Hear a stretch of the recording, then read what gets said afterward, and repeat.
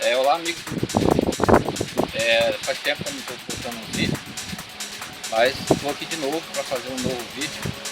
Eu estava com uma luneta da Tasco, só que ela não aguentou a carabina. A carabina é muito potente, estourou a luneta. Eu comprei essa daqui, ó, é da marca Titan. Dizem que aguenta ela. Também é um retículo luminoso, só que é um retículo já com gráfico. E vamos fazer um teste com ela. Eu vou furar uma lata de espuma expansivo.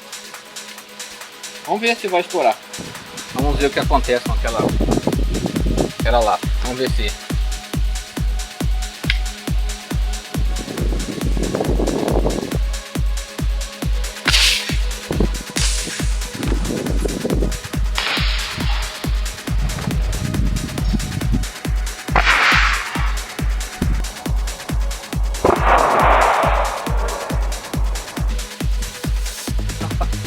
sujeira que fez. Veio tudo na câmera.